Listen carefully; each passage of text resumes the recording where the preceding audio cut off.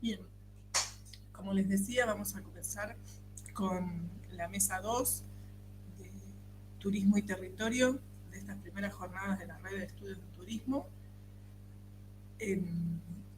Vamos a darles la bienvenida a las jornadas, dado el inicio que tiene lugar justo en coincidencia con la mesa 3 también. Y vamos a, bueno, en cualquier caso, por si no vieron los mails, en caso de que se corte, que no puedan proyectar quienes están como expositores, etcétera, etcétera, ya saben, al mail de las jornadas, que ahora lo puedes pasar Maxi, está Maximiliano Ortiz también como parte de los organizadores y Clara Mancini. Así que en caso, cualquier inconveniente que tienen, porque yo voy a estar ahora hasta que se conecte Constanza, voy a estar admitiendo también y coordinando.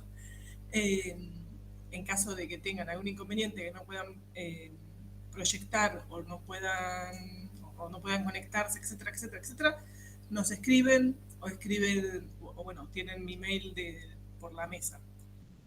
Bien, entonces, sin mucho más preámbulo, a menos que alguien tenga algún tipo de consulta, vamos a tener que disculpar que estoy con dos computadoras.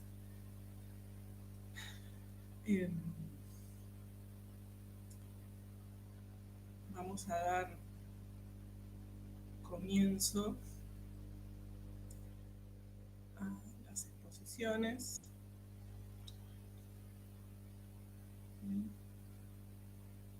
Un segundo.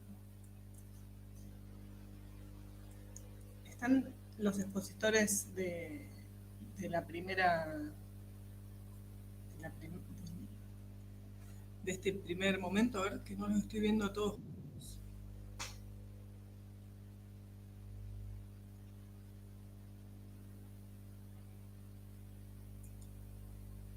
¿Están quienes se exponen ahora?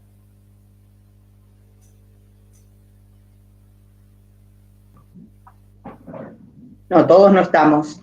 De los 7.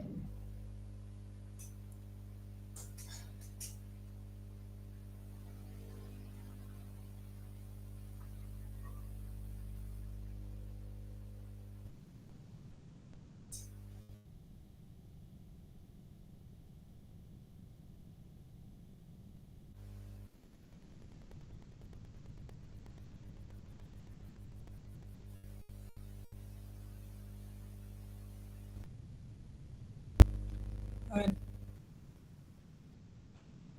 María sí, se sumó. No.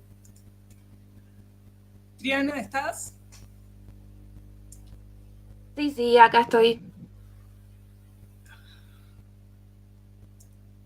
Bueno, vamos a empezar por quienes estamos.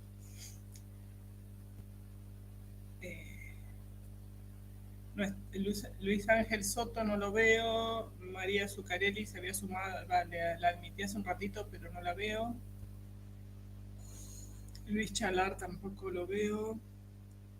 Silvina Gómez no la veo. Nadia, que estaba para más tarde, pero bueno, en primera instancia empezaríamos con Triana y seguiríamos con vos.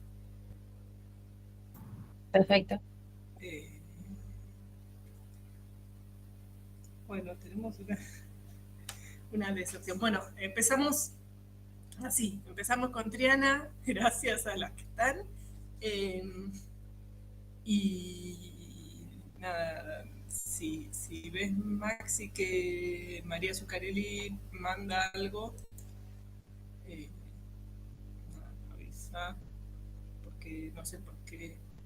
Bien, gracias por estar medio caótico el comienzo. Bueno, entonces, ahí se suma otra persona más, pero tampoco es del... Bueno, Triana, ¿tenés algo para compartir de PowerPoint o hablas directamente? Bueno, como dijimos Sí, en los repetidos mails, no te escucho yo, pero quizás es que yo tengo silenciado. A ver, ¿ahí me en una de las escuchás? ¿Me computadoras. escuchan bien? Ahí está, perdón. Ya tenía silenciado el audio en esta computadora. Ah, ok, Eh, va. Disculpen. Tengo, entonces, si tienen alguna presentación que compartir, la pueden compartir. Recuerden, traten de atenerse a los 15 minutos, así tenemos un ratito más para discutir. Igual, bueno, mientras no aparezca el resto, tenemos bastante para compartir. Bien, todo tuyo. Y media te aviso. Buenísimo, muchísimas gracias a vos y a toda la organización. Ahí estoy presentando, espero que se vea. Bueno, buen día a todos, todas. Espero que estén muy bien. Voy a arrancar. Estoy un poco nerviosa. Yo siempre me pongo nerviosa igual, pero bueno, me presento. Mi nombre es Triana. Yo soy licenciada en Turismo por la Universidad Nacional de San Martín y soy becaria doctoral también de la Escuela de Economía y Negocios y estoy escribiendo mi tesis de doctorado en antropología. Desde esta perspectiva es que estoy trabajando sobre mi tema de tesis es turismo comunitario en Argentina. Trabajo con dos casos que ahora les voy a contar. Y un poco lo que quería traer es como alguna perspectiva teórica desde la cual veo estos territorios, que denomine territorios conflictivos o que tienen una producción conflictiva. Así que bueno, eh, comienzo a contarles un poco de qué va. Bueno, me gusta pensar en los territorios turísticos como territorios que se cuentan, no es que los otros territorios no se cuenten, pero bueno, son cartografías que pasan a narrarse, o desde esta perspectiva me gusta verlos. Un poco lo que intenta hacer mi trabajo es analizar o cotejar dos experiencias de turismo comunitario en Argentina.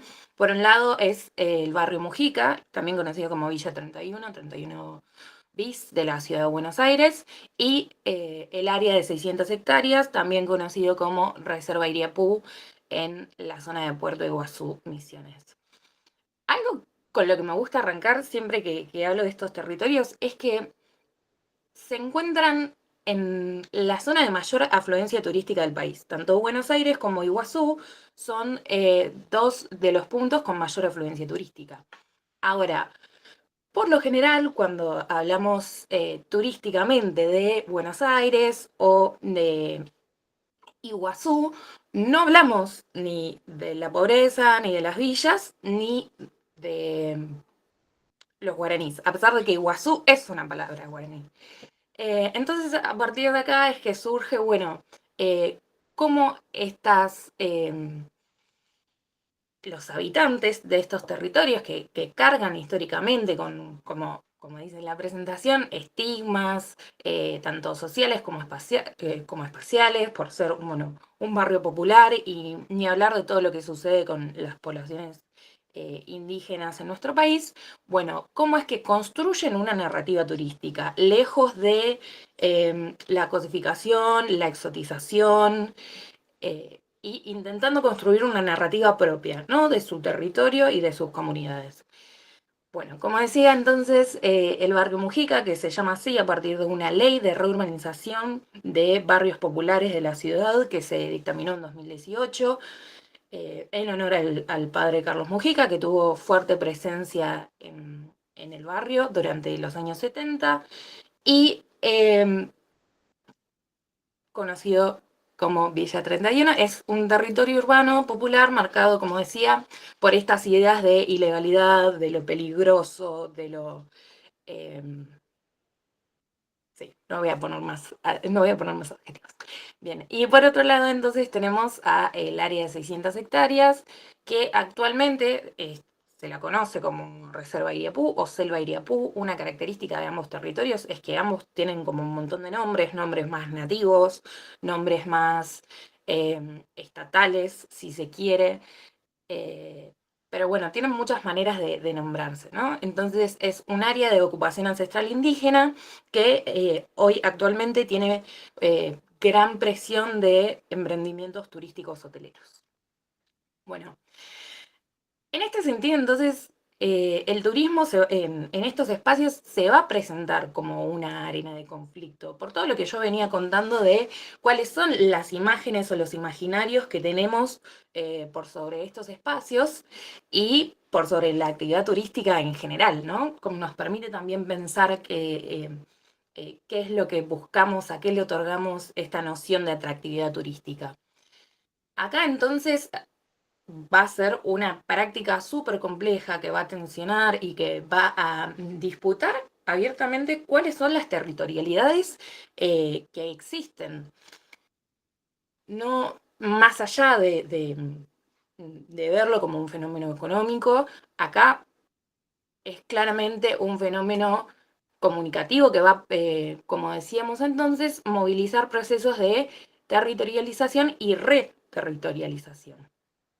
Por un lado, en el espacio vamos a observar conflictos por el territorio físico, ya sea por habitar la villa, como por habitar las 600 hectáreas, que ahora les voy a contar un poco más, y también en torno a la identidad, al qué es ser villero, qué es ser indígena, qué es ser enviá, qué es pertenecer a un barrio popular, cuáles son las memorias que cargan estos territorios y por otro lado, cuál es el grado de autonomía que tienen estas poblaciones por sobre estos territorios que habitan.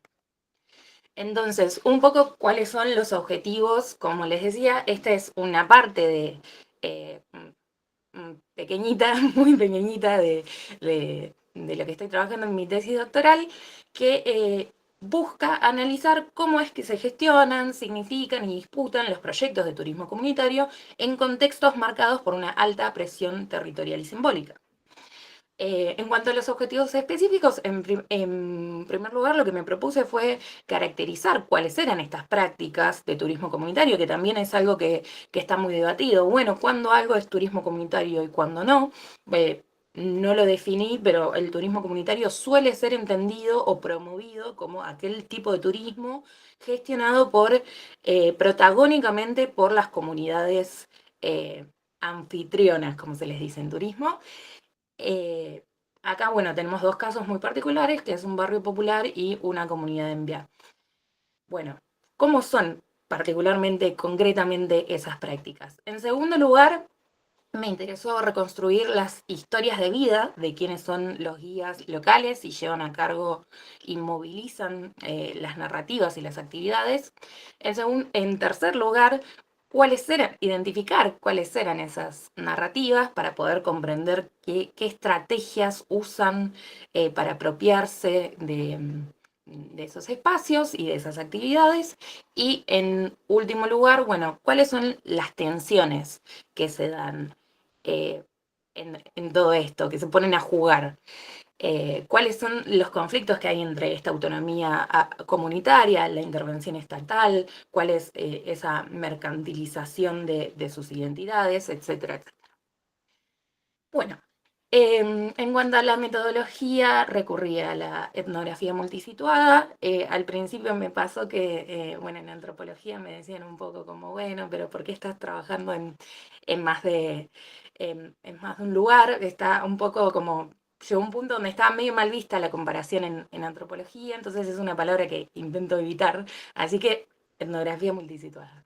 Bueno, es una investigación, como les decía, que llevo a cabo desde 2021, eh, principalmente a través de la observación participante, sobre todo de los recorridos turísticos, con todo lo que significa etnografiar un tour, que es estar, movilizarse, etcétera. Acompañé muchísimos recorridos en los que estaba solo yo, distintos tipos de recorridos, como extranjeros, nacionales, educativos, etcétera, etcétera, etcétera, para ver cuáles eran también las diferencias que surgían de cada uno.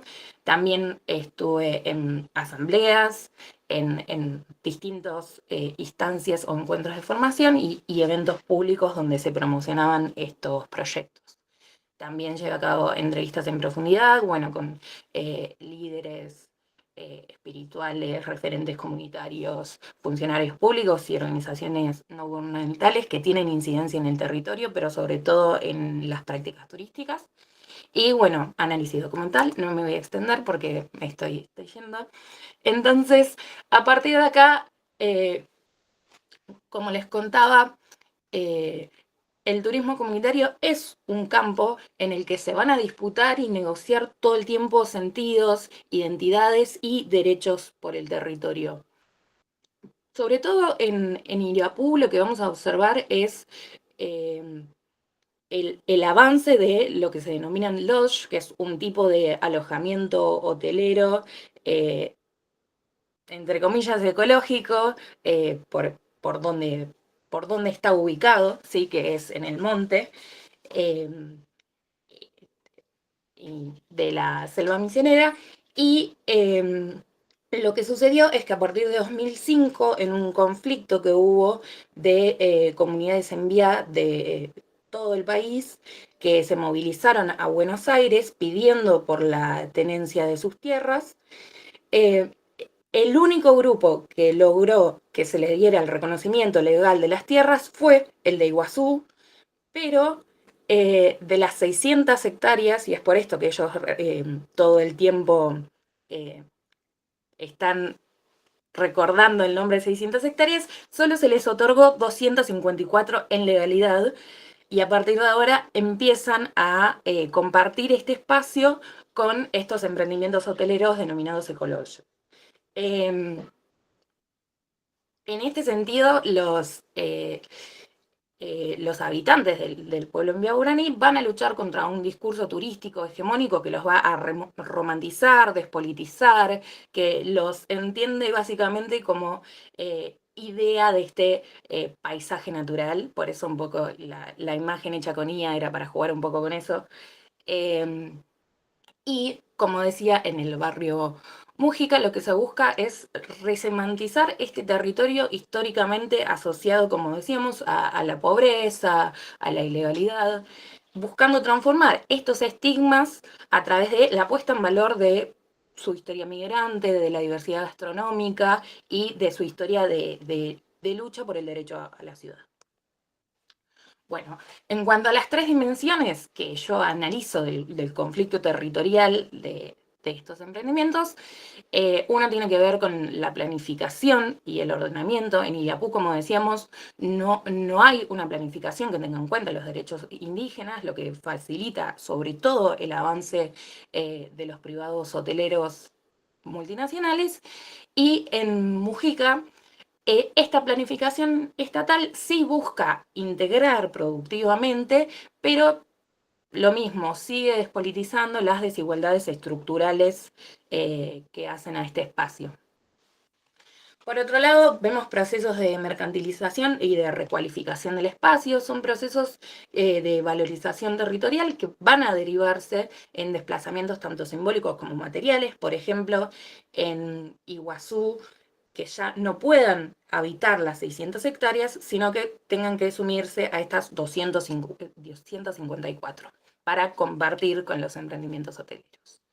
Y por otro lado, como les mencionaba hace un rato, la autonomía y la agencia comunitaria. Bueno, ellos cómo negocian esta idea de autenticidad que se busca de ellos y ellas en la práctica turística, a través de decidir qué es lo que muestran, qué es lo que protegen, cuáles son los secretos de la espiritualidad indígena, qué es aquellas historias de dolor que no se cuentan en la villa, ¿no?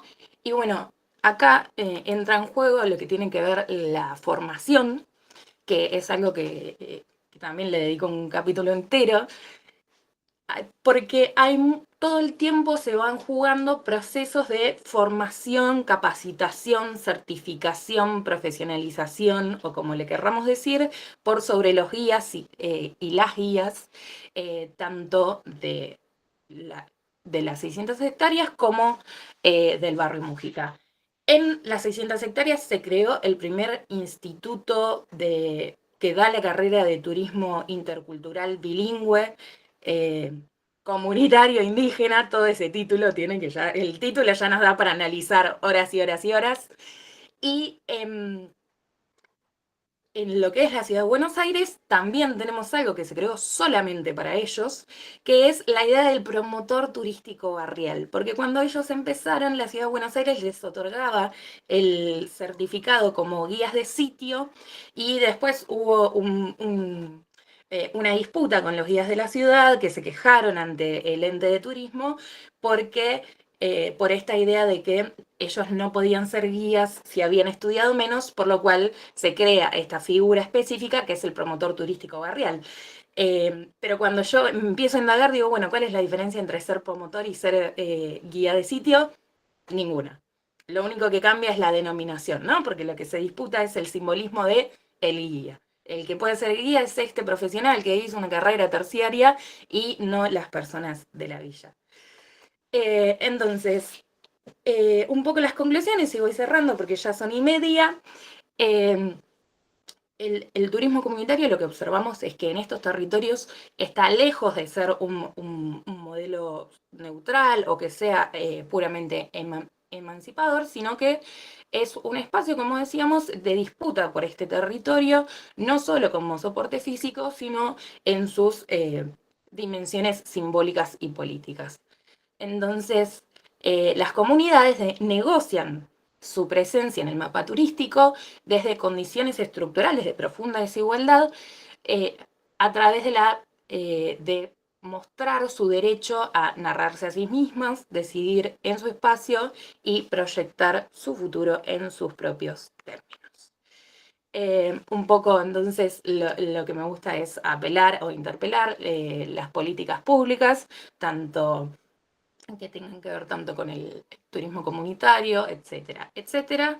Y bueno, acá les dejo una foto de un graffiti que forma parte de un tour de murales en la 31, y ahí no se nota, pero el chaleco del chico dice Iriapú, Turismo Guaraní, que bueno, es una foto que saqué en un recorrido con turistas australianos.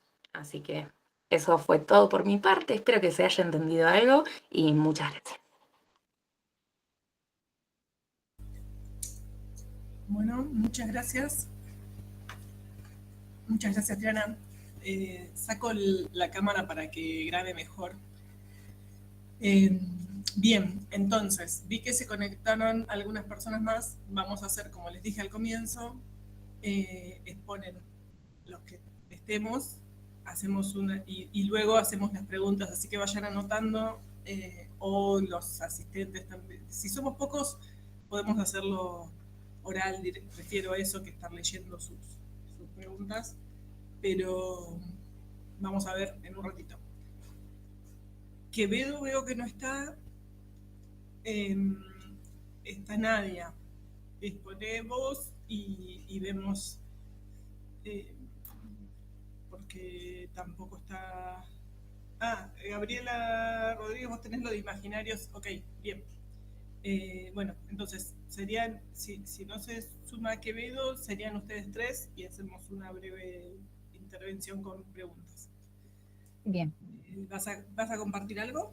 Sí, voy a compartir, intento y si no, bueno, recurro al mail. No, y en todo caso también pueden mandarnos y lo compartimos nosotros, pero idealmente estamos con las computadoras abocadas a grabar. Preferimos que lo compartan ustedes.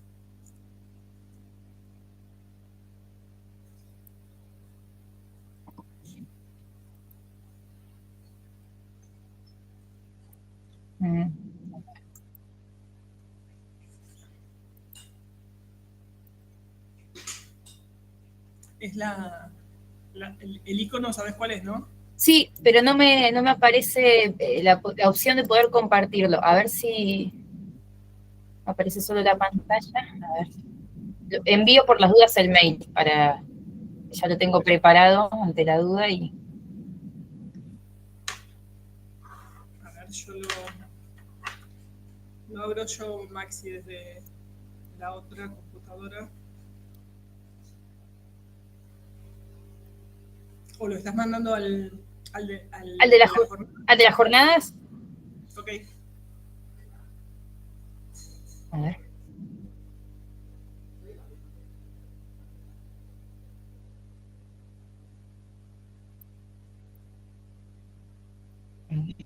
En todo caso, tal vez puede ir exponiendo Gabriel, así no vamos demorándonos, y vos, Nadia, lo haces tranquila, ¿querés?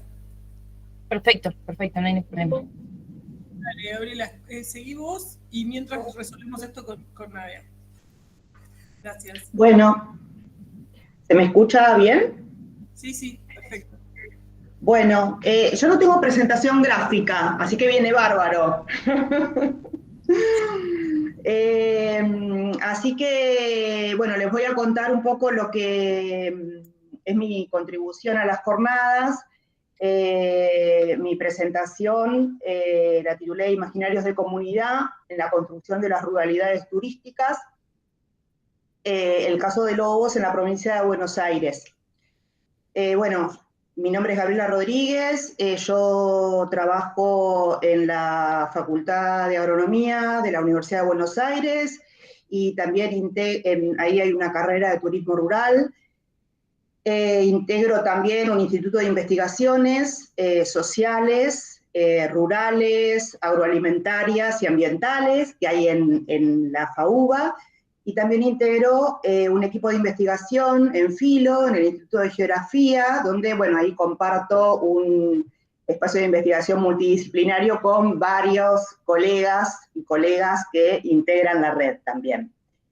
Y bueno, un poco mi tema de investigación, esto que voy a presentar forma parte también como Triana, mi tesis doctoral, una parte muy chiquita donde trabajo sobre los imaginarios de ruralidad y su circulación y apropiación, digamos, desde el turismo, ¿no? En la construcción de los territorios turísticos.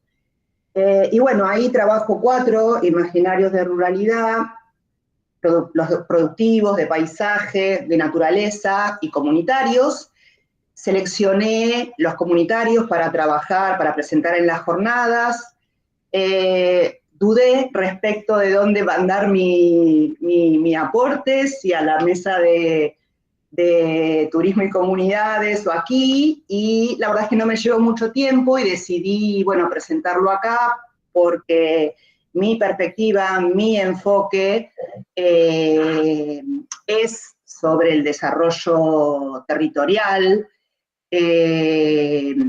y precisamente la mirada o trabajo la construcción de los imaginarios, perdón, desde la perspectiva de Castoriadis, ¿no? De Cornelius Castoriadis, que, bueno, un poco hay muchísimo escrito sobre imaginarios, representaciones también, pero lo que tiene la perspectiva de Castoriadis es esta idea de que los imaginarios no son una cosa, ¿no? Están flotando en el aire, ¿no? Sino, dice Castoriadis, los imaginarios construyen lo social.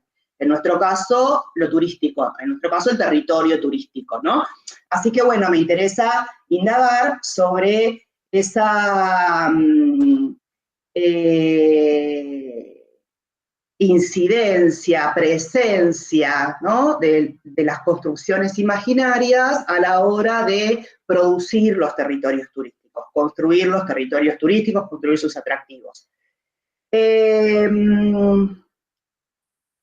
Bueno, así que, como les decía, esto es parte de mi tesis doctoral, donde trabajé, ya está presentada, así que trabajé a partir de, también parecido a Triana, ¿no? A partir de un trabajo de campo, etnográfico, pero bueno,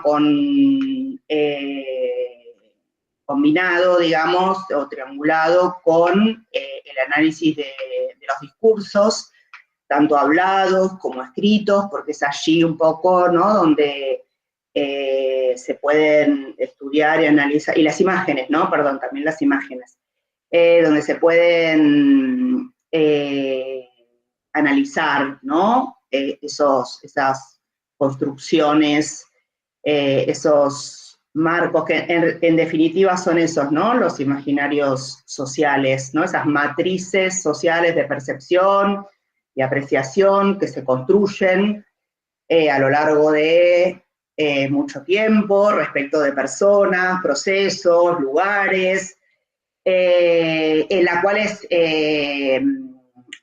imposible, no perseguimos identificar de dónde provienen, sino, en todo caso, bueno, trazar algunas genealogías, ¿no? A partir de, bueno, dónde pueden verse. Yo hice eso en la primera parte de mi trabajo, no me voy a poder detener mucho acá, digo, para reconstruir estos imaginarios de comunidad, como los llamo, o comunitarios. Hice todo un trabajo de identificación de espacios, ámbitos, discursos por donde circulan, bueno, y después cómo eso se incorpora o aparece, ¿no? En la construcción turística de Lobos. Y bueno, y ahí un poco simplemente menciono algunas de estos espacios, ¿no? Que contribuyen a reproducir imaginarios comunitarios respecto de lo rural. Revisé, por ejemplo, varias etnografías sobre la contraurbanización o las migraciones de amenidad, no por los discursos científicos, ¿no? Sino porque ahí hay recuperadas las voces de aquellos colectivos, de aquellas personas que se alojan, ¿no? Que se trasladan y se instalan, se radican en estos espacios que fueron de amenidad. Entonces ahí aparecen, ¿no? Un montón de asociaciones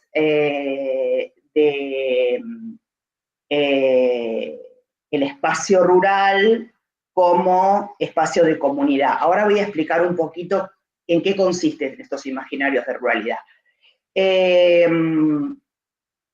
Bueno, también aparecen los discursos de los desarrolladores residenciales, los gerenciadores de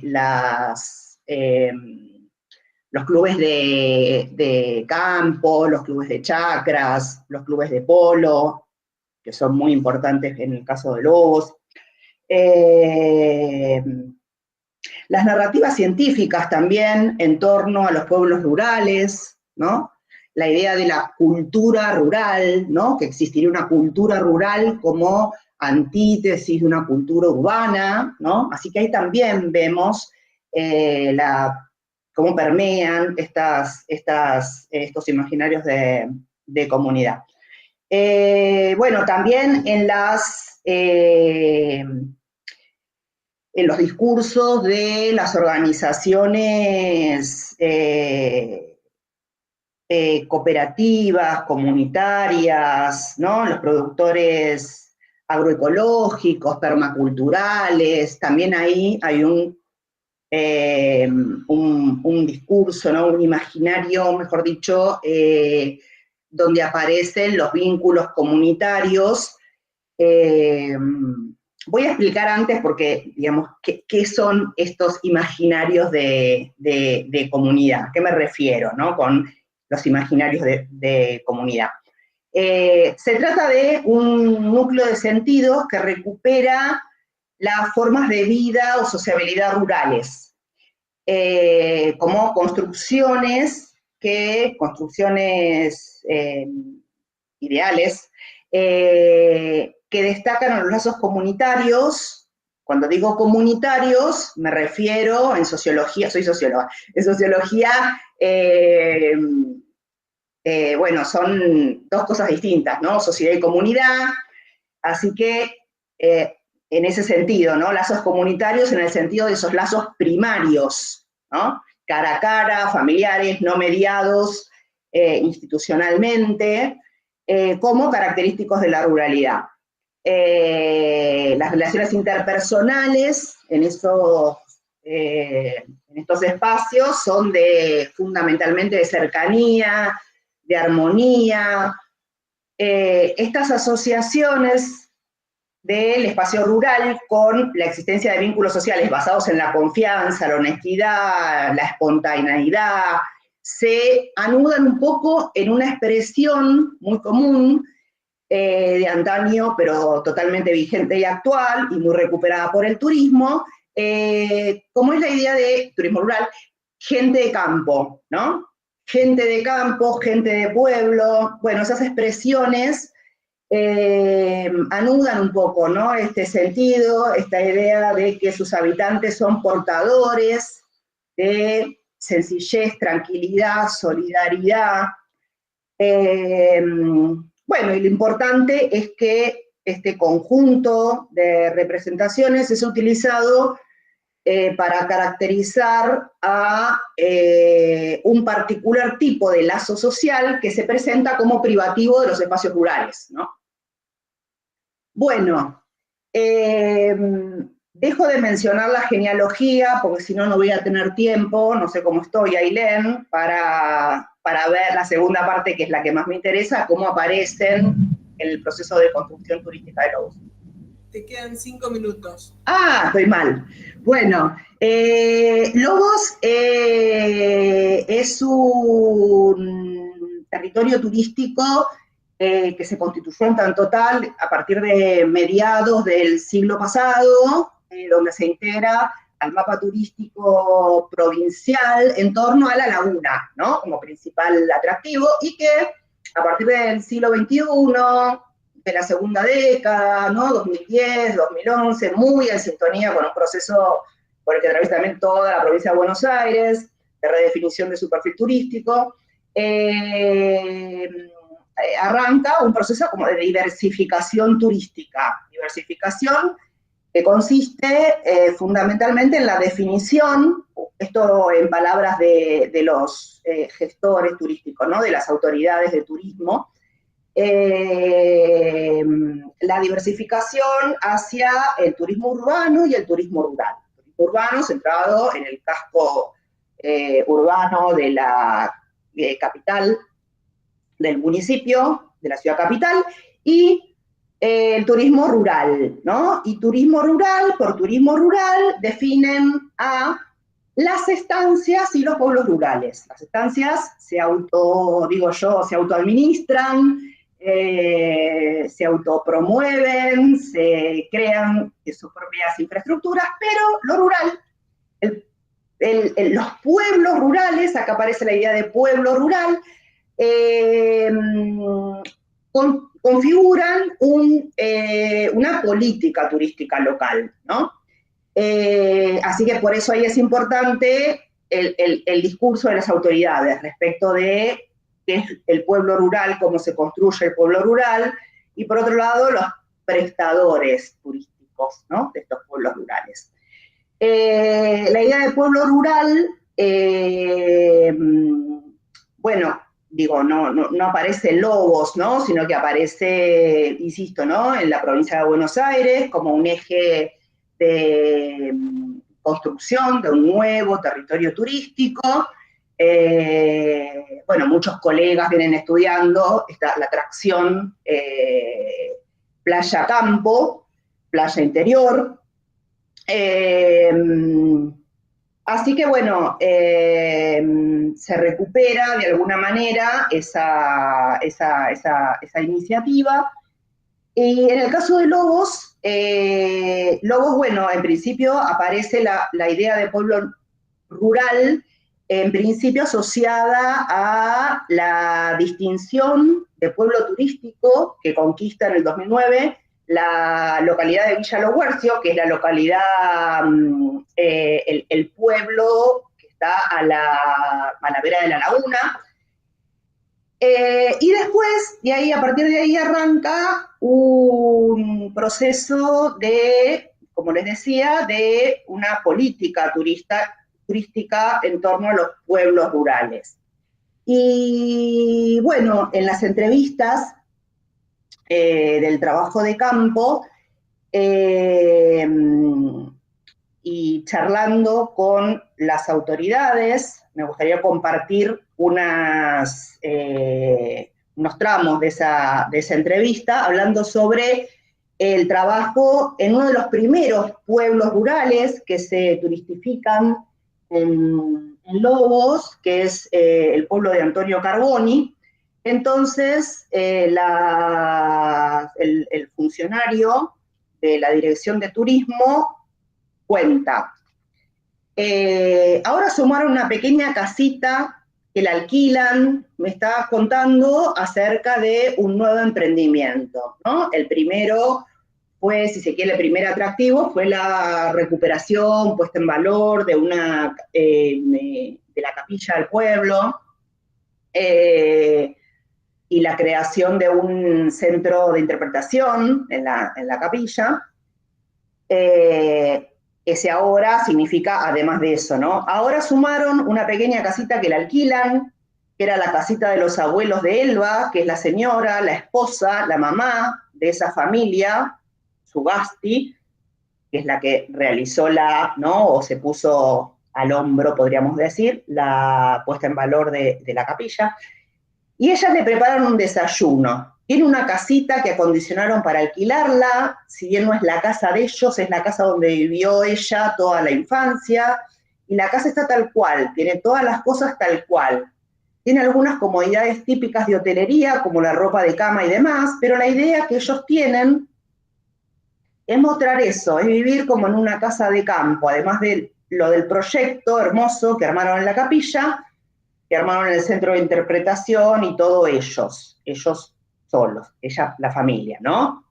Y la dirección acompañando en todo caso. Bueno, acá lo que vemos, ¿no?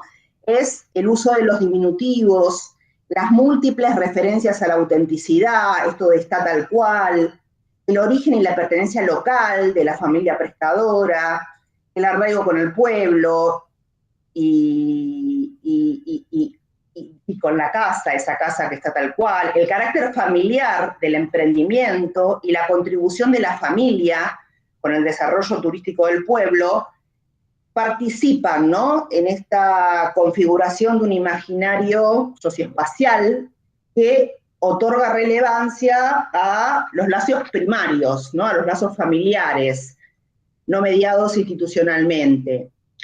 Y bueno, y a ello se puede sumar la idea del cuidado familiar, ¿no? Elba les prepara el desayuno, nos dicen, que desplaza al servicio impersonal, hotelero, gastronómico, turístico, tradicional, y refuerza la idea de estas relaciones no mediadas, ¿no? Profesional o técnicamente respecto del visitante. Otro tramito de otra entrevista que hacemos ahora la prestadora, esta Elba, ¿no? Vamos con Elba para que nos cuente cómo fue su participación. ¿Me vas a cortar, Ailén? Bueno, la dejo. No, y lo otro que quería mostrarles, que es más simple, es el folleto promocional del pueblo de Antonio Carboni, pueblo rural con gente amable, ¿no? Nos dice. Acá nuevamente aparece la cuestión de la amabilidad, que es una amabilidad, en este caso, por parte o dicha desde el turismo, no solamente intracomunitaria, sino en relación al turista, ¿no? O al vecino. Bueno, así que... Bueno, dejo por acá, simplemente decir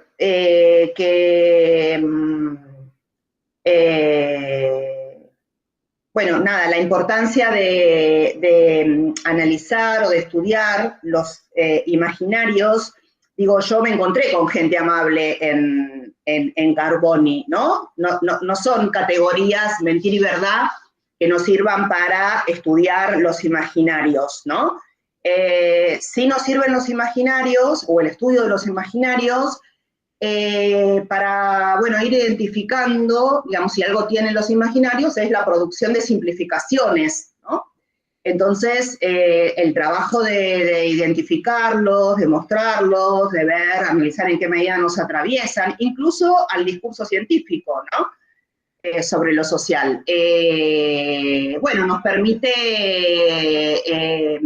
algunos alertas, ¿no? Y llamar la atención respecto de aquello que civiliza y aquello que se oculta, ¿no? En los procesos de construcción de los territorios turísticos. Perdón. No pasa nada.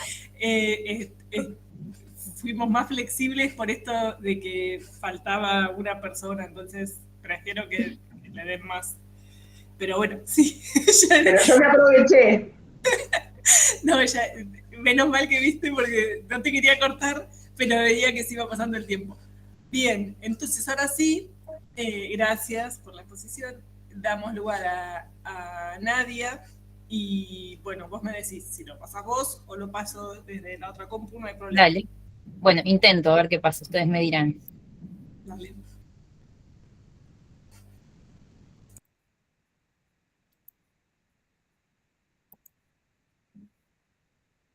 Perfecto. Perfecto. Bien, muy bien. Bueno, buenos días a todos. En primera instancia, comentarles que lo que voy a compartir, en este caso, es una ponencia que denominé Turistificación de Chapalmalal post-pandemia, percepciones de los vecinos de los barrios Playa Los Lobos y La Paloma. Esta presentación tiene como objetivo, principalmente, a ver si lo puedo pasar por aquí, analizar la visión de los vecinos de los barrios Playa Los Lobos y La Paloma acerca de la localidad de Chapalmalal y del desarrollo turístico que posee en la actualidad este destino, ¿sí? Esta ponencia surge a partir de un objetivo particular que se encontraba dentro del proyecto de investigación que en ese momento llevamos adelante en el marco del Grupo de Investigación Turismo y Sociedad de la Universidad Nacional de Mar del Plata, proyecto que se denominó Actores Locales y Desarrollo Turístico Recreativo en el sur del partido de General Pueyrredón.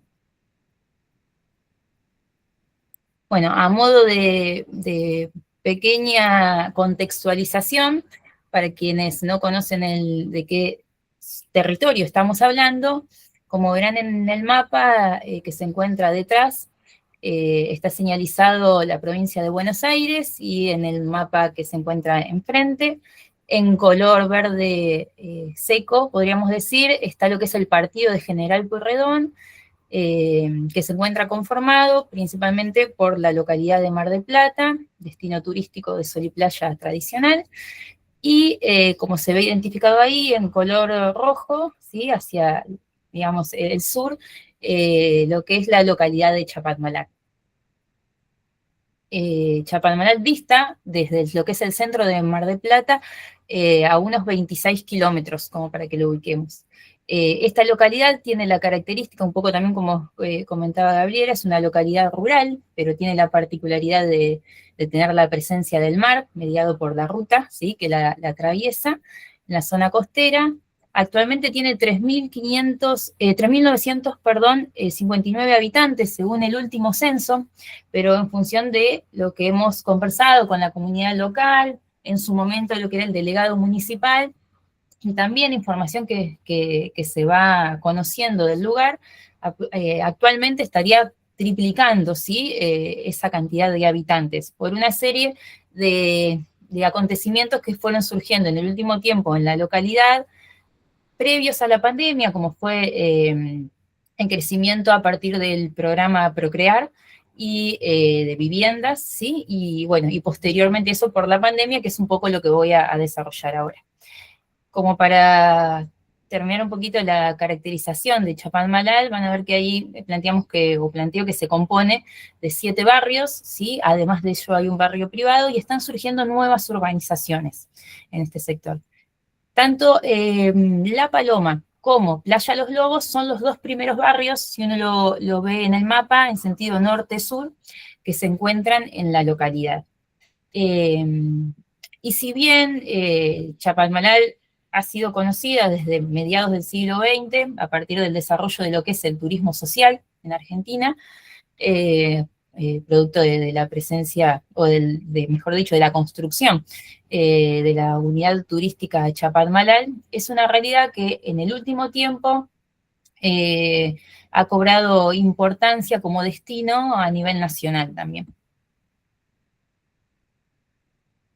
Bueno, a modo de situación contextual, como planteábamos, y para dar cuenta de la denominación de esta presentación, en realidad lo que pretendo comentar es cómo a partir de la finalización de la pandemia se empezó a ver que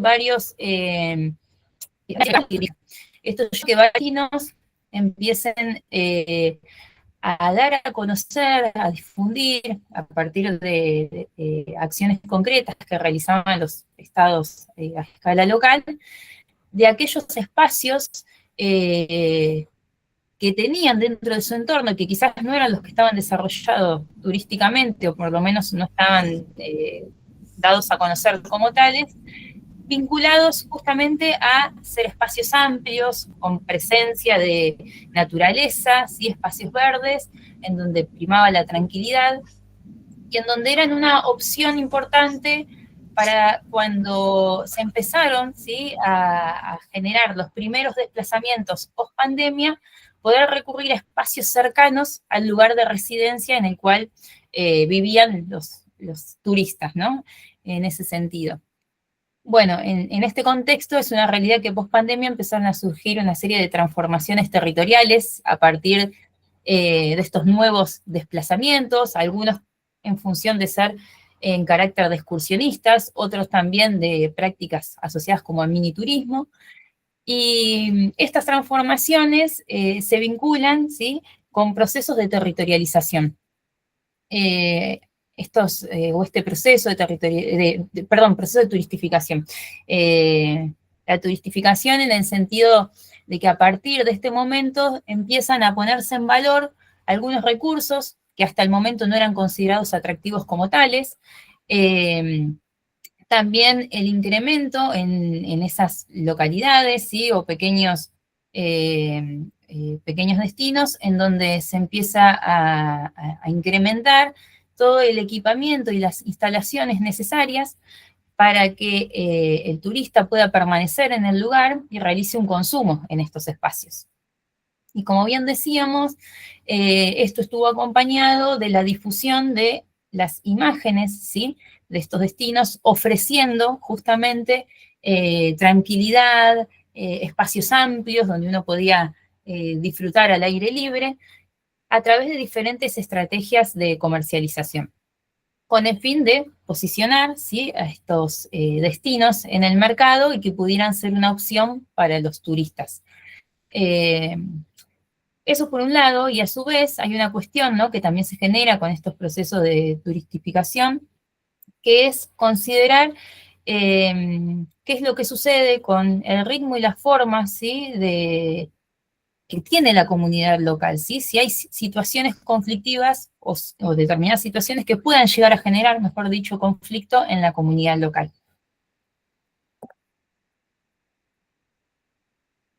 Bien, entonces, la metodología que llevamos adelante en este objetivo, básicamente consistió en realizar un muestreo mediante técnica de bola de nieve para seleccionar aquellos entrevistados, ¿sí? Residentes de ambos barrios, y se consideró un guión de entrevistas que tenía las siguientes categorías: estilo de vida y trayectoria personal, imaginarios en relación a la visión del barrio, historia, evolución y cambios del barrio, ¿no? Y en relación a los habitantes, cómo identificaban, describían o caracterizaban a esos vecinos, además de aquellas apropiaciones espaciales y prácticas recreativas que realizaban en la localidad.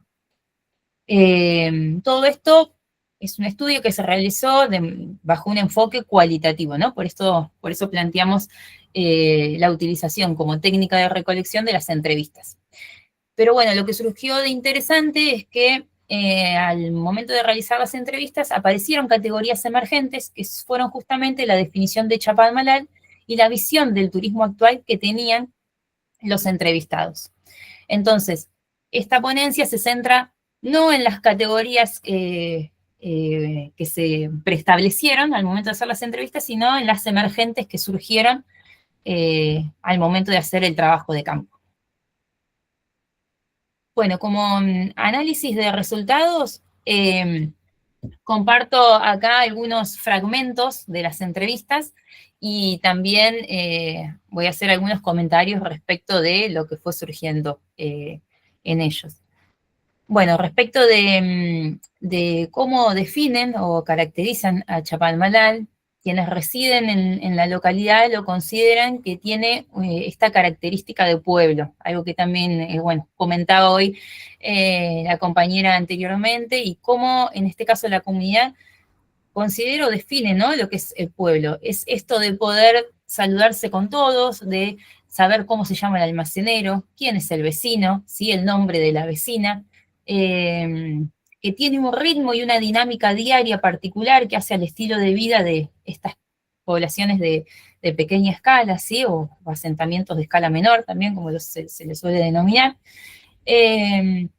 y que además, más allá de considerar que tienen diferencias cada uno de estos barrios que lo componen hacia el interior, no dejan de estar atravesado por esta misma característica, ¿no?, en la que describen quiénes son los que habitan Chapalmalal desde sus inicios como localidad, o que tienen ya varios años residiendo en el lugar, como este carácter tranquilo y más bien pueblerino.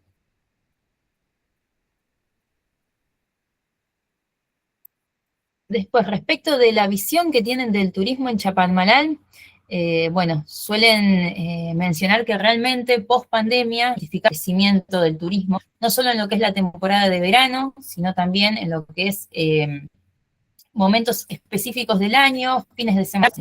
Se trajo aparejado que muchas personas que venían a Chapalmalal en su condición de turistas empezaran a ver el lugar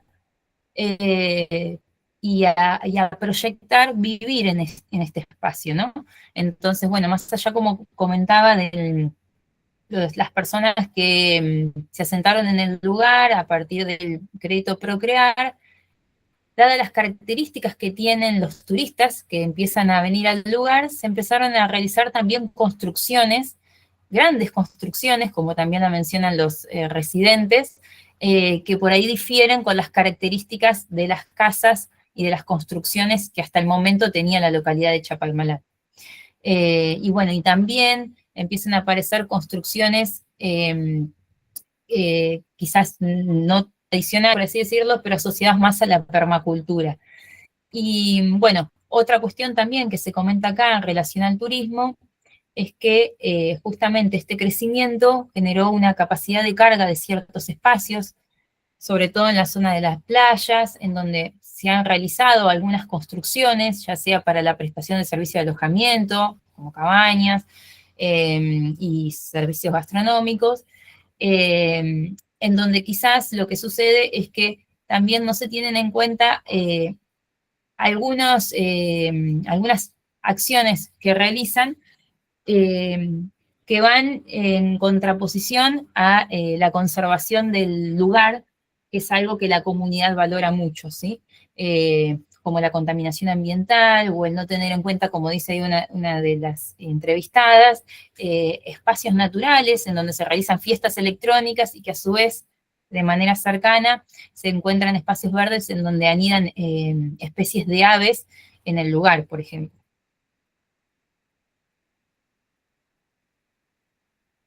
Otras problemáticas que también manifestaban es esta cuestión de la circulación vehicular. No están acostumbrados a que haya tanta circulación ni tampoco a la velocidad con la que se suelen desplazar, ¿no?, estos turistas que llegan al lugar. Entre otras problemáticas que mencionan. Después, en cuanto al tipo de turismo, plantean que en realidad el turismo que empezó a venir a Chapalmalal estaba asociado con aquellas personas, ¿no?, que post pandemia les resultó dificultoso el poder ir a lugares que solían ir anteriormente, ¿no?, cercanos, países cercanos como Uruguay o Brasil, y en donde iban a destinos puntuales, o por ejemplo, en Uruguay a Punta del Este. Entonces empezaron a optar por venir a esta zona de la costa bonaerense, a Chapadmalal, a partir de también cuestiones de promoción, ¿no? De cómo se dio a conocer a través de diferentes medios nacionales a la localidad de Chapadmalal, algo que voy a comentar en breve. Bueno, y en relación al tipo de turistas, ¿sí? Mencionan esta idea de que como decíamos, ¿no? En los medios de comunicación de tirado de prensa nacional, digamos, medios de comunicación nacionales, se empezó a difundir una idea de Chapadmalal, ¿no? Como un paraíso, como un lugar en donde se daban a conocer imágenes, perdón, con ciertos estereotipos de belleza, asociado a cuerpos esbeltos, ¿sí? A tonificados, a la práctica del surf, y como bien dice ahí una de las entrevistadas, el surf se viene practicando y es un lugar principalmente en La Paloma, donde se encuentra una de las playas que tiene olas para realizar esta práctica deportiva desde hace mucho tiempo, pero se empezó a difundir mucho más a partir de este momento. Entonces, sumado a esto, también empezaron a aparecer inversiones extralocales, como bien decía, no solo para la prestación del servicio de alojamiento, sino también en lo que es actualmente el centro comercial y la zona de la feria de artesanos de Chapadmalal, en ese sector, en donde empiezan a aparecer comerciantes, ¿sí? De marcas nacionales, y también algunos que provienen de Mar del Plata.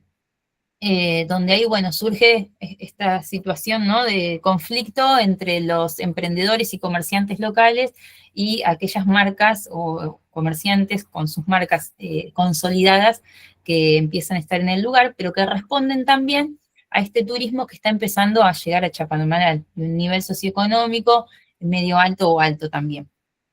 Además del segmento joven, que es algo que mencionan que es muy recurrente. Y esto estaba dado también por un apoyo del gobierno local, ¿no? Para la instalación justamente de estos comerciantes. Bueno, como verán acá hay algunas imágenes respecto de algunas capturas de pantalla de algunos medios y cómo se difundía Chapadmalal, ¿no? Esta idea de que justamente en Chapadmalal se abre una puja entre el crecimiento económico y la conservación de la impronta agreste que tiene el lugar, el posicionarlo como una nueva zona top de la costa, y fíjense que ahí se menciona que si bien vinieron familias en busca de relax, desde la pandemia se vive un boom que atrae inversores de turismo de lujo, y además, como dice la última nota, Chapadmalal, porque es la playa más cool, y ahí en el epígrafe se menciona Chapa, como la llaman los habitantes, reúne surf, gastronomía y un paisaje increíble de acantilados. Bueno, y hace una descripción de por qué sería el nuevo destino de moda, ¿no? Entonces, además de esto, es interesante ver qué es lo que considera la comunidad local, ¿no? Si bien plantean todas estas cuestiones, a partir de la llegada del turismo, ellos consideran de que también es responsabilidad de ellos el involucrarse, y si bien no están de acuerdo con algunas cuestiones o acciones que se llevan a cabo desde el municipio, el poder tomar esta toma de posición, ¿no? Y dar a conocer su opinión de cuál es el turismo que quieren recibir, ¿sí? Y qué características de la localidad ellos pretenden dar a conocer también, ¿no? Algo que aparece acá en una de las citas que dice, hoy está en auge Chapa, pero creo que muy pocos conocen la identidad del lugar, lo que es vivir entre el campo y el mar, o sea, la tranquilidad que te ofrece la naturaleza. Bueno, a modo de síntesis, no la estoy viendo a Bárbara, pero imagino que ya debo estar también con el tiempo justito. Perdón, a Ailem, no la estoy viendo, pero bueno, a modo... ¿Estamos bien? Sí, sí, A sí, sí, modo, está bien.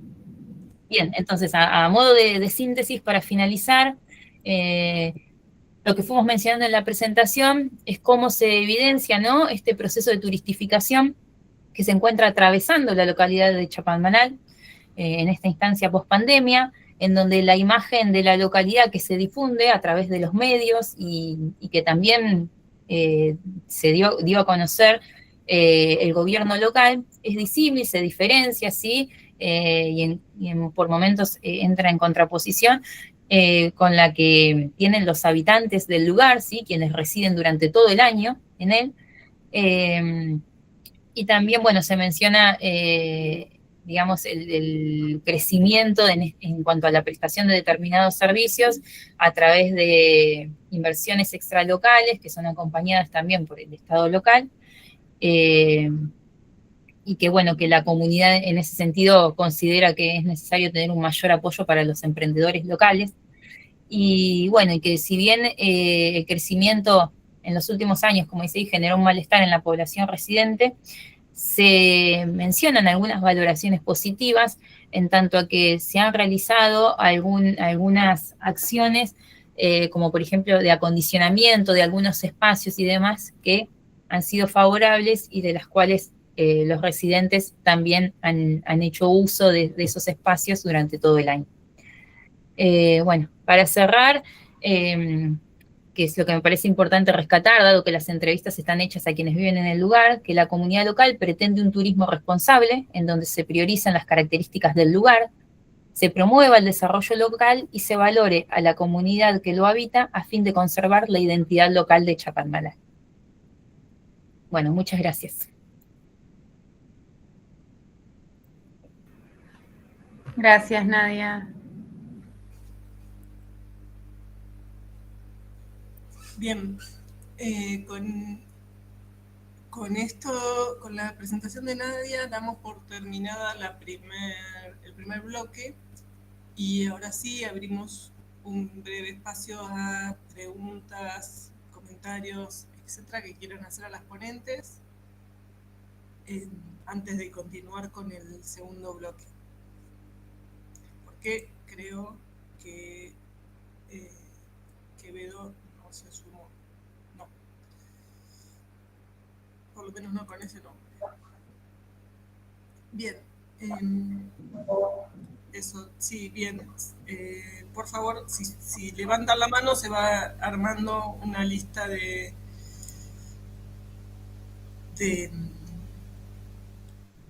consultas. Empezamos por la de Silvina. Hola, buen día. Súper interesantes las tres potencias.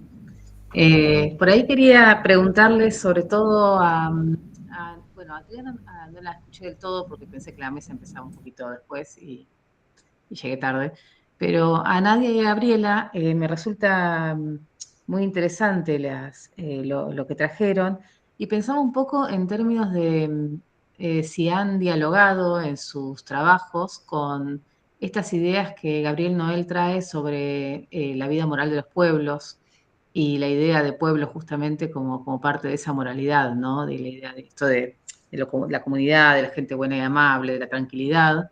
Que después el turismo, bueno, lo pone en valor, lo genera como atractivo, ¿no? Lo construye como atractivo, pero pensaba un poco si lo habían dialogado con esas ideas. Si les parece, hacemos todas las preguntas, o por lo menos hasta Constanza, que están anotados, y después respondemos todos juntos. Sí, Florencia, Moscoso. Hola, buenos días a todos y a todas, espero que estén muy bien. Bueno, felicitar por las ponencias, las tres, estuve escuchando ahí yo un poquito más tarde también, pero bueno, nada, destacar me pareció importante esto de que hablan las tres de las matrices, ¿no? De representación, todos esos estereotipos, ¿no? Tanto en el caso de Chapadmalal me llamó muchísimo la atención también, Nadia. Mi pregunta iba más dirigida a Triana porque me pareció interesante o en realidad me generó más curiosidad el tema de los guías turísticos dentro del barrio, ¿no? Que hablabas. Algo similar que en mi caso vi en Cartagena de Indias, pero porque ellos lo llaman vigías del patrimonio, y algo así sucede, ¿no? Esa diferenciación entre el guía turístico más, si se quiere, profesionalizado, y después están estas personas que son parte del barrio y están como vigías de ese patrimonio al cuidado, protección y conservación. No sé si después querés contar un poquito más acerca de tu experiencia viendo eso es lo que más me interesaba. Así que nada, muchísimas gracias. Bien, Gabriela Rodríguez. Sí, para Triana, me quedé ahí con ganas de saber un poquito más. Vos en tu presentación hablaste de una tensión que aparece entre la comunidad indígena, en el caso de Misiones, que no recuerdo el nombre, y el avance de los ecolodge. Bueno, nada, quería saber ver si nos podías profundizar un poquito más en qué consisten esas tensiones, ¿no? Cómo se juegan.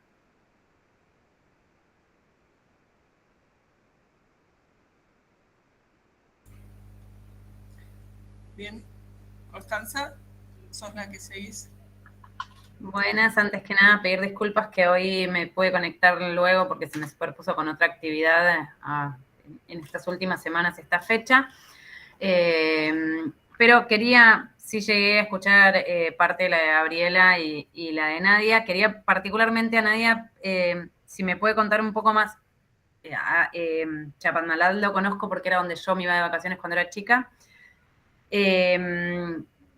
¿Cuántas plazas hoteleras aumentaron después de la pandemia? O sea, ¿cómo fue este proceso de construcción del destino, de este destino post pandemia? Puntualmente, que en términos numéricos no lo desconozco, y qué rol juega RCT en todo esto, porque yo en realidad iba por RCT, que es un centro que en ese momento para mí era prácticamente lo único que había. Si me cuenta un poco más cómo esta idea de post pandemia, qué es lo que pudo haber impulsado todos estos cambios en este destino. Entiendo los cambios que hubo a nivel, o sea, la crisis económica, la dificultad para ir a otros destinos, o sea, los cambios de destinos de los turistas, pero ¿por qué Chapadmalal? Esta era mi pregunta. ¿Y cómo fue este proceso? Si es que vinieron más hoteles y de qué tipo, o sea, no me queda del todo claro. Bien, les propongo que respondan y en caso de que haya nuevas preguntas, generamos una nueva ronda.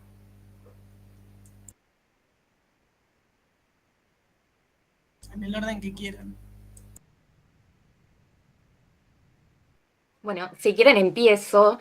Después me gustaría hacer trampa y hacer una pregunta, pero lo voy a dejar para después. Bueno, en primer lugar, muchas gracias por escucharme y por sus preguntas. También tanto Flor como Gabriela. Me gustó muchísimo también, Gabriela, tu trabajo, así que seguramente te esté molestando y te esté leyendo. Bueno, con respecto a la situación de los guías, Flor, que vos me preguntabas, sí veo un poco un paralelismo ahí en esta idea de categorizar esta diferencia entre quienes estudiaron turismo como una carrera profesional de pregrado o grado y como el vecino, la vecina, esta figura del vecino-vecina, que también hay toda una construcción en torno a esta idea de qué es ser vecino, sobre todo en la ciudad de Buenos Aires y particularmente en las villas o los barrios populares. Un poco lo que yo fui siguiendo en estos años, en principio, como decía, surge el turismo comunitario como parte de un programa gubernamental que lo que busca es entonces la integración de estos barrios que estaban como simbólicamente en los márgenes, porque en realidad no está, la Villa 31 no está en ningún margen porque está en pleno Retiro, corazón, centro de la ciudad de Buenos Aires. Lo que sucede es que lo primero que se busca al ser impulsado por un organismo de gobierno es que esté todo dentro de los marcos legales. Entonces lo primero que se hace es, se los configura dentro de esta idea de guía de sitio, porque hasta el 2023, las únicas figuras que exigían, que regían, perdón, la actividad de las guías en la ciudad de Buenos Aires eran el guía local, que era el guía terciario que había hecho esta carrera de 3 años en institutos habilitados, después el guía temático, que pueden ser, por ejemplo, profesionales de otras áreas. El ejemplo que pongo siempre es un profesor de historia que quiere hacer circuitos históricos, lo que sea que eso signifique, y por otro lado el guía de sitio, que era una figura más vista como de museo, como bueno, el museo, la empresa, el edificio, el instituto, te forma para que vos muestres ese establecimiento. Era una norma súper ambigua, porque bueno, tipo, hasta dónde termina ese sitio, ¿no? Como la definición de sitio era medio rara. Eh, y bueno, a ellos se los forma, el propio ente de turismo de la ciudad los forma a estos vecinos que en primera instancia eran referentes artísticos con quienes se hizo un mapeo comunitario y después se los invita a capacitarse como guías de sitio por el propio ente. Lo que sucedió es que ellos empiezan a tener mucho revuelo porque se pasa de hablar de la villa de un mar de peligrosidades a mira qué lindo lugar para degustar gastronomía latinoamericana. Y empezaron los guías, el sindicato de guías empezó a decir como, che, pará. A nosotros nos estás pidiendo un montón de cosas para legalizar nuestro título y a todo el mundo le estás dando esta denominación de guía. Entonces ahí se armó una tensión y ellos decían, bueno, nosotros tenemos que hacer todo legal porque somos el ente y crearon esta nueva figura a partir de la resolución 39, que es el de promotor turístico barrial. Y yo cuando hablaba con las personas que habían sido capacitadas como guías de sitio y que algunos después se volvieron a capacitar, porque es una certificación, habilitación que dura solamente 2 años. Entonces, cuando se les vencía, la mayoría no quiso renovar porque era como que les estaban bajando el precio, porque ahora ya no eran guías de sitio, ahora eran promotores. Y cuando yo hablé con quienes sí renovaron y pasaron a ser de guías a promotores, no veían ninguna diferencia. Entonces era como una cuestión un poco más simbólica, porque me decían como que hacemos lo mismo. Y yo decía, bueno, pero la capacitación es distinta. ¿Qué te enseñan de diferente? ¿Te enseñan menos, siendo más, menos? Algo. No, es lo mismo. La misma capacitación la da la misma gente, dura las mismas horas. eh, pero esto, muchos sienten que les bajan un poco el precio porque ya no son guías. Y todo el tiempo se rescatan, por decirlo de alguna manera, en los recorridos diciendo, bueno, nosotros somos promotoras, estamos aprendiendo, ¿no? Como que se atajan, como que buscan todo el tiempo estar en esta idea de la legalidad profesional, no sé cómo decirlo. Pero bueno, eso es un poco lo que observé, no sé si Flor responde tu pregunta. No, sí, sí, sí, es para seguir hablando, porque creo que detrás de eso hay un montón de desigualdades y cómo se incluye, ¿no? Ese barrio dentro de esta práctica también, ¿no? Así que Tal para cual. seguir hablando después. Súper, Gracias. súper. Ay, no, por favor, a vos, como, sí, una desigualdad en los saberes, ¿no? Como porque los ciertos saberes son más legitimados que otros. En fin, bueno, y después con respecto a la atención que hablaba sobre el avance de los ecologies en el área de las 600 hectáreas, que es bueno, el- las otras iniciativas que estoy trabajando, es el pueblo de Envía Guaraní, que preguntabas que no te acordabas ahí el nombre. Bueno, como decía, ellos hace más de 20 años, en el 2005, tuvieron una fuerte manifestación, la manifestación más grande de estos últimos 30, 40 años del pueblo Enviá, que son conocidos como un pueblo tranquilo, porque justamente los Enviá son como la parcialidad que se escondió en la selva y que no quedó como en las misiones jesuitas, ¿no? Bueno, ellos tienen como una idea de conflicto como muy pacífica, ellos no, como que no se pelean en general.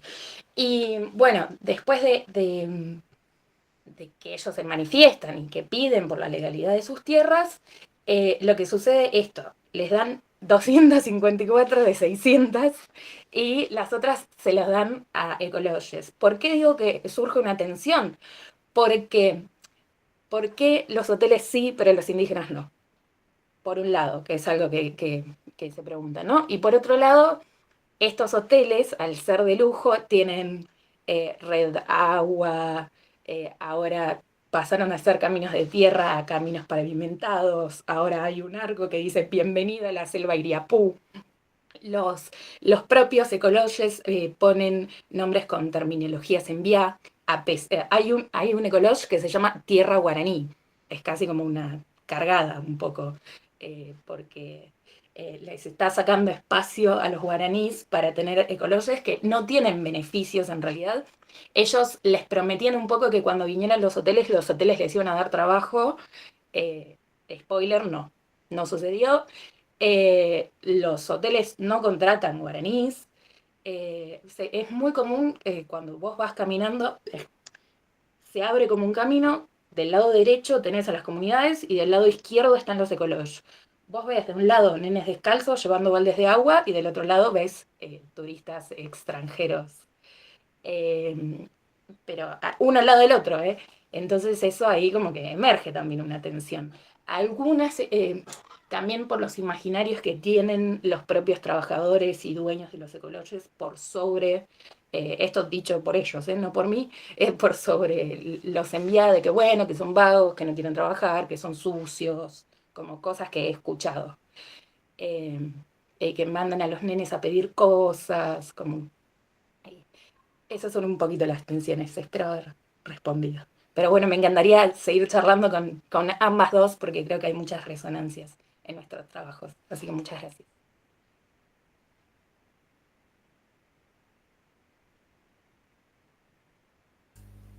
Bien, Nadia, Gabriela.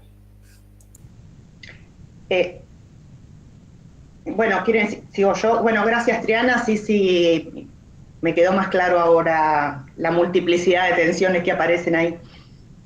Bueno, en relación a lo que consultaba Silvina sobre la idea de vida moral que plantea Gabriel Noel, bueno, como suele suceder en ciencias sociales, son distintas, si dialogamos o no dialogamos, ¿no? Digo, son distintas perspectivas, ¿no? Distintas construcciones teóricas o herramientas teóricas respecto de las cuales nos aproximamos a procesos, fenómenos similares, ¿no? Él un poco, cuando habla de vida moral, se refiere más a cómo la comunidad construye, ¿no? De alguna manera su identidad en relación a, bueno, determinados atributos de su sociabilidad. Yo, bueno, desde la perspectiva de los imaginarios, lo que quiero mostrar es un poco la circulación, ¿no? De ¿no? Diría Castoriadis, de estos marcos interpretativos de apreciación respecto de los lugares, de las personas, de los lazos sociales.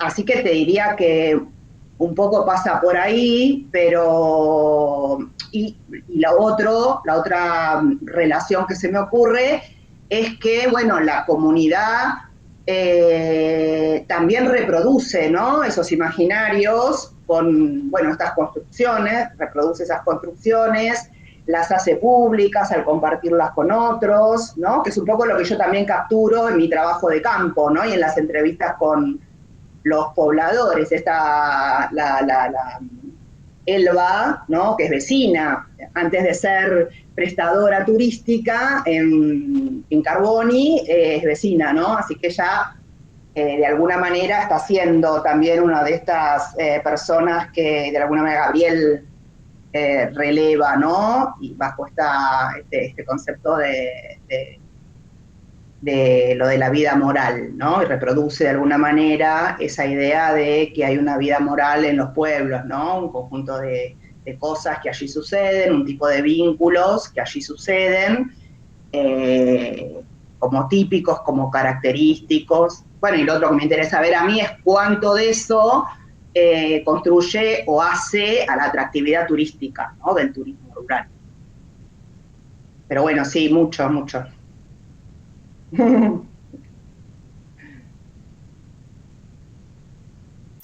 No sé si contesté, Silvina. Sí, contestaste. Me quedé pensando un poco, me pasa que no, capaz que no da para diálogo, pero me quedé pensando un poco porque en esto de estas representaciones imaginarias, ¿no? Para mí, o capaz que, bueno, es mi interpretación, pero esto que dice Gabriel de la vida moral es, bueno, es como un poco estas estructuras que se van construyendo, ¿no? Y que van dando lugar a esas justamente representaciones imaginarias, bueno, que también dialogan o es dinámico, ¿no? Porque es dialéctico a la vez. Pero bueno, pensaba un poco en esto de cómo se construyen estas ideas de comunidad, ¿no? Y cómo además se representan, pero además se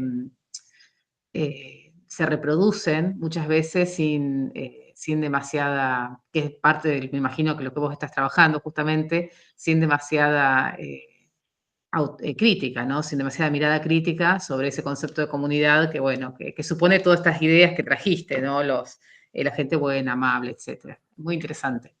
Sí, bueno, yo no tengo tiempo, solamente te prometo que solo te digo esto.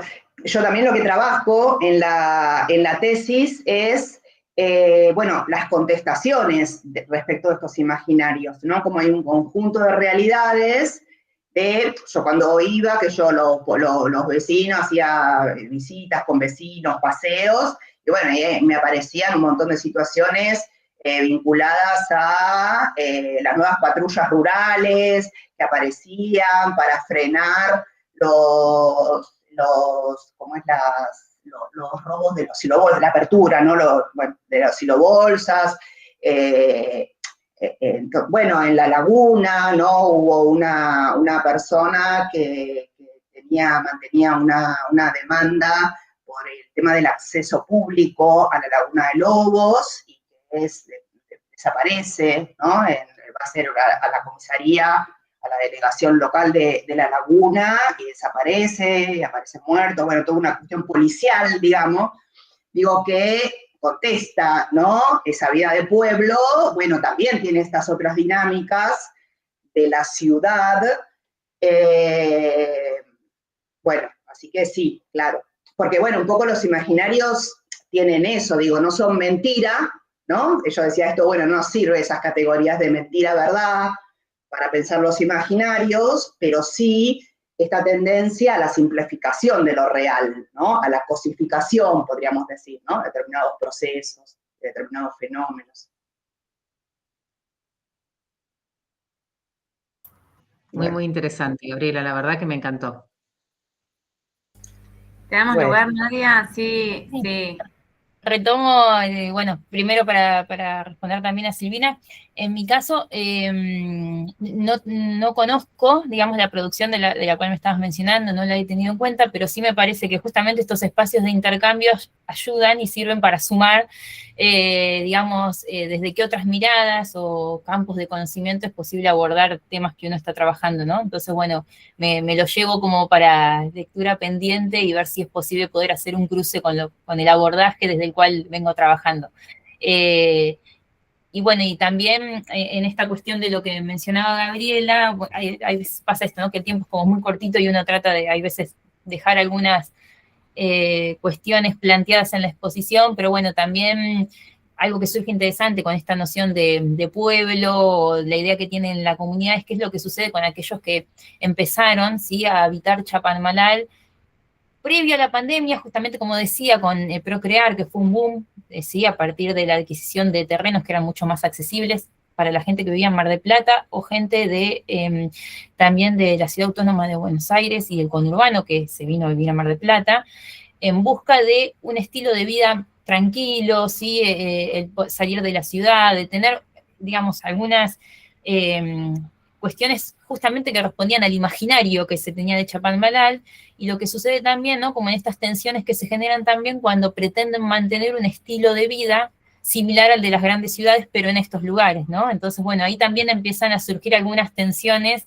en cuanto a, por ahí, que sus hijos van a las escuelas, pero en Mar del Plata. Entonces, bueno, hasta qué punto, ¿no?, uno vive, ¿sí?, este lugar o que está habitando nuevo cuando llega a estas localidades, ¿no?, particularmente acá en Chapadmalal.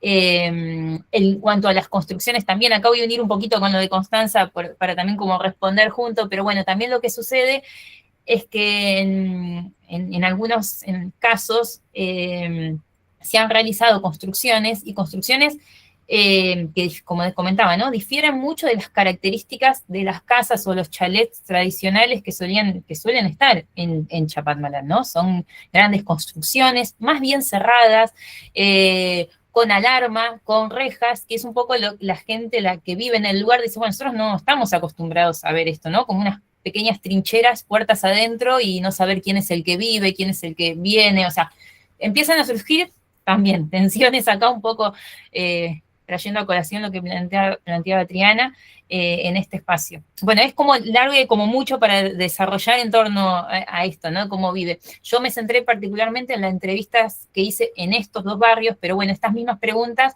voy haciendo entrevistas en los distintos barrios y barrios más alejados de esta zona de Chapadmalal, que es el inicio donde está el turismo hoy por hoy, digamos, mayor, más para la zona, digamos, de lo que es San Eduardo, Santa Isabel, que es donde está el complejo de la unidad turística Chapadmalal. Ellos prácticamente lo ven a este turismo como muy lejano, ¿sí? Como que no les ha llegado tan cercano y tienen otra visión respecto, ¿no? Del turismo. Incluso si es que hay una vinculación o no con el turismo social que estaba hasta hace un tiempito en las unidades turísticas, ¿no? Bueno, entonces, bueno, son cuestiones también a considerar.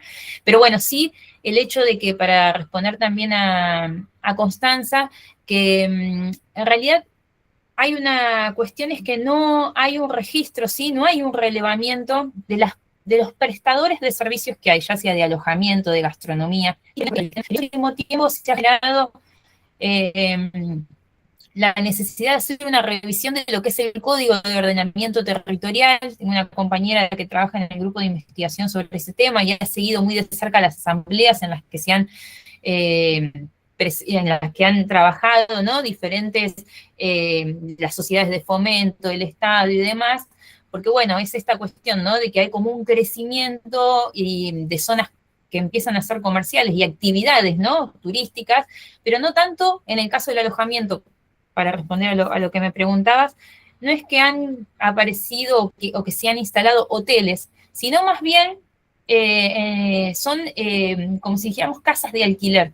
Entonces, son como si fueran espacios en donde hay 2, 3 o 4 casas de alquiler y algo que también empezó a surgir en la comunidad es que al tener grandes terrenos, ser amplios, muchos empezaron a realizar alquiler de sus propias viviendas y empezar a construir en el fondo o hacia atrás alguna pequeña construcción para poder alquilarlo durante la temporada, ¿sí? Entonces es como que ceden su casa en la temporada porque obviamente el beneficio económico es mayor, pero bueno, no es que está, digamos, relevado hoy por hoy, no hay un relevamiento en cuanto a prestadores de servicios, si uno incluso lo puede ver cuando ingresa a lo que es el ente de turismo, y se promociona, digamos, los determinados prestadores de servicios, digamos, no es representativo de todo lo que hoy por hoy hay en Chapadmalal, ¿no?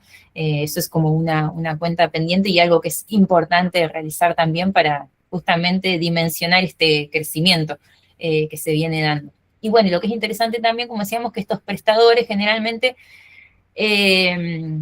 reproducen algunos espacios, ¿sí? De socialización o de encuentro vinculado con la gastronomía, casas de té, o hostels que también tienen como esta ambientación vinculada al surf. Entonces, que son cuestiones que por ahí no son propias del lugar, pero sí atraen, ¿sí?, la visita de los turistas, principalmente en la temporada, fines de semana largo y vacaciones de invierno. No sé si respondí ahí un poco a las dos, pero bueno, traté de unir respuestas.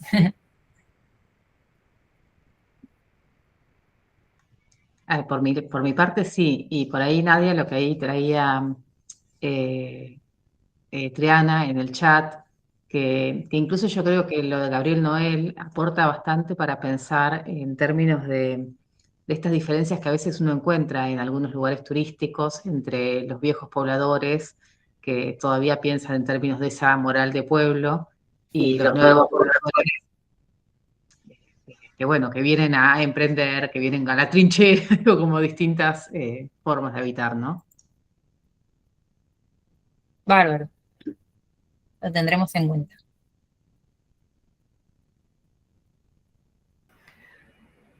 Bueno, ahora sí, si les parece, hacemos una mínima pausa de 10 minutos y nos volvemos a conectar para el siguiente bloque.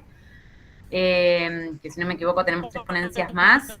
y de nuevo hacemos algún espacio de intercambio como venimos haciendo, que últimamente me venía pasando que en las jornadas que yo asistía no sucedía, y me alegro y festejo y celebro que esto esté dándose el lugar, que era un poco lo que tanto los que estamos en la coordinación queríamos que se pueda dar.